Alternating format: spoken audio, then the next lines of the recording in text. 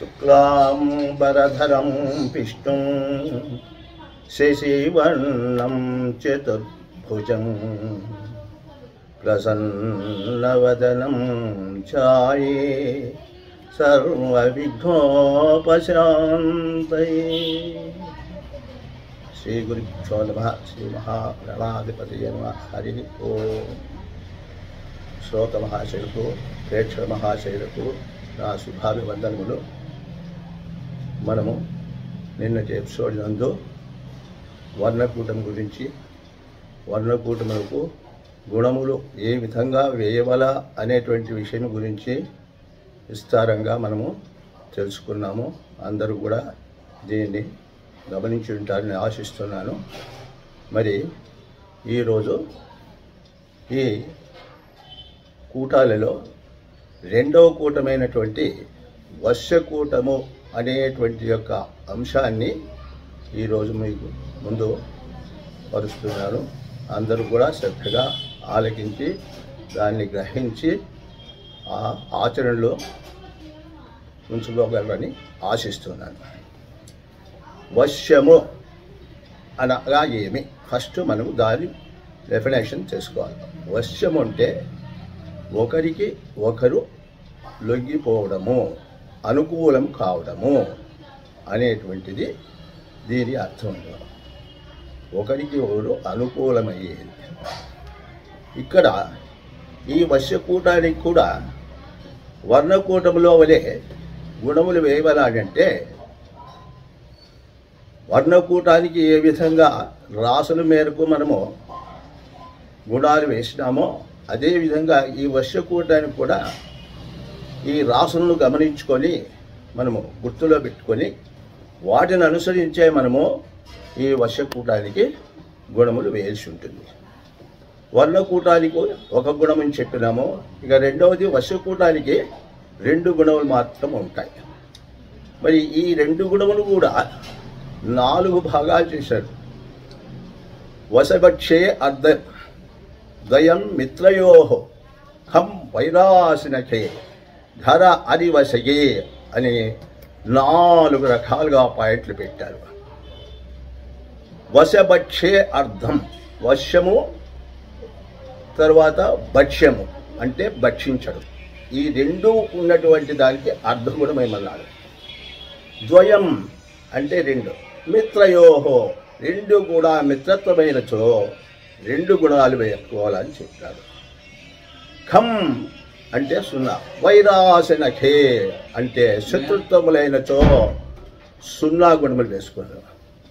ధర అరివశయే, ధర అంటే 1 గుణం, అరి వశయ అంటే శత్రుత్వము వశ్యత్వము, ఈ 2 కలిగి ఉన్నప్పుడు దానికి 1 పాయింట్ వేసుకోవాలని ఈ శాస్త్రరీత్యా మార్తాండ ముహూర్త శాస్త్రరీత్యా చెప్తారు. కాబట్టి ముందు మనము ఏ దానికి ఎన్ని గుణములు వేయవల అనేటువంటి విషయాన్ని ముందుగా మనం తెలుసుకుంటే ఆ తరువాత ఈ వర్షకూటానికి ఆ రాసులను బట్టి మనము గుణాలు వేసుకోగలుగుతామన్నమాట. సరే, ఇందులో ఈ రాసులలో మనుష్య రాశులు, జలరాశులు, పశురాశులు, కీటక రాశులు అనేటువంటి 4 విధాలుగా ఏర్పరిచినారు ఈ రాశులను. మనందరికీ తెలుసు, మేషం, వృషభం, మిథునం, కటకం, సింహం, కన్యా, తులా, వృశ్చికం, ధనస్సు, మకరం, కుంభం, మీనం, మేషం అనేటువంటి ఈ 12 రాశులు ఉన్నాయని ముందు ఎపిసోడ్లో మనం తెలుసుకున్నాము. ఇప్పుడు కూడా మరొకసారి దాన్ని తెలుసుకుందాం. మేషము అన్నప్పుడు మేక, వృషభము అన్నప్పుడు ఎద్దు, దాని నామాలకు తగ్గట్టుగా ఉంటుంది. మిథునము అంటే ఇక్కడ దంపతులు, కర్కాటకము అంటే ఎండ్రకాయ, సింహం అందరికీ తెలిసింది సింహం, కన్య అంటే పడచు అంటే స్త్రీకి సంబంధించింది, తుల అంటే త్రాసు, వృశ్చికం అంటే తేలు, ధనస్సు అంటే ధనస్సును అన్నమాట, విల్లు, మకరం అంటే ముసలి, కుంభం అంటే కడవ, మీనం అంటే 2 చేపల యొక్క మిళితం. ఇవి రాసుల సంజ్ఞలు అన్నమాట. ఈ సంజ్ఞలు మనం గుర్తులో పెట్టుకుంటే ఇందులో వశపక్షాలు గుర్తించేదానికి, ధర అరివసగాలు నేర్చుకునేదానికి మనకు తెలుసుకోగలుగుతామన్నమాట. కాబట్టి ఇక్కడ మానవ రాశులు మిత్రమవుతాయి. అంటే ఇక్కడ మానవ రాశులు ఏమేమి ఉన్నాయంటే మిథునము, కన్య, ఈ 2 రాశులు మానవ సంబంధించినటువంటి రాశులు. కాబట్టి ఈ 2 రాశులు ఉభయలు అంటే వధువైల్లో ఎవరిది ఏదైనా సరే దానికి ఒక గుణం వేసుకోవాల్సి వస్తుంది. ఇక తర్వాత జంతు రాశులు ఉన్నాయి. ఈ జంతు రాశుల్లో ఇక్కడ ముఖ్యంగా మనము తెలుసుకోవాల్సింది ఏమంటే క్షత్రియ, బ్రాహ్మణ ఈ 2 వర్గాల వారికి భక్ష్యం అనేది శాస్త్రరీత్యా వర్జించడం, మిగిలిన వయస్సులకు కూడా అది వర్తిస్తుంది. కాబట్టి బ్రాహ్మణ, వైశ్య, క్షత్రియ ఈ 3 వర్గాల వారికి కూడా భక్ష్యము అనేటువంటిది ఉండదు. ఒక కేవలం శూద్రవర్ణానికి మాత్రమే శాస్త్రరీత్యా చెప్పినారు. అటువంటప్పుడు వశభక్ష్యం అనేటువంటి విషయాన్ని వచ్చినప్పుడు బాగా మనము గుర్తించి వేసుకోవాల్సింది. అది ఒక అర్ధగుణం మాత్రమే ఉంటుంది. మనం ఒకవేళ దానికి ఒక గుణం వేసుకున్నా కూడా దానికి ఏం పెద్ద దోషం ఆపాదించదన్నమాట. ఇది నా విషయం కాదు. పెద్దలు మా తండ్రి గారు యాడికి భాస్కర్ లక్ష్మీ నరసింహయ్య గారుని, ఆయన పెద్ద జ్యోతిష్యులు అనమాట.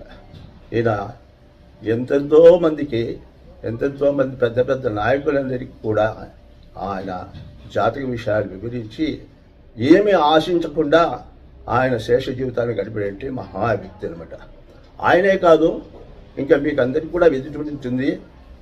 గొల్లాపిల్లి వాసుదేవ శాస్త్రి తమ్ముడు రామచంద్ర శాస్త్రి, ఆ తర్వాత జోషిం జనార్దన్ శాస్త్రి, అక్కడనే మా ఊరి సమీపంలో ఒక ఆయన పెండేకంటి వెంకట సుబ్బయ్య అనేటువంటి ఒక ఆయన పండితుడు. వీళ్ళందరూ కూడా మా తల్లితో కలిసినప్పుడు ఈ విషయాలు చర్చించుకున్నప్పుడు అప్పుడు నాకు దాదాపు 25 సంవత్సరాలు.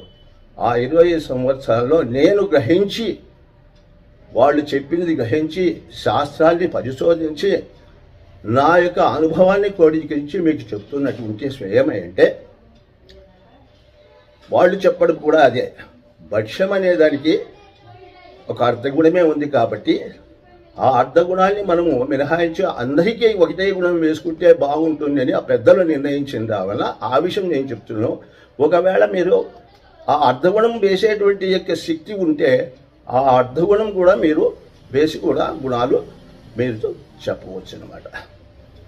కాబట్టి వశభక్షే అర్థం అనేది మనకు ఒక ఒక వర్గానికి తప్ప మిగతా వర్గాలకు లేదు. అది మనము ఆలకించవలసిందిగా చెప్తున్నాను.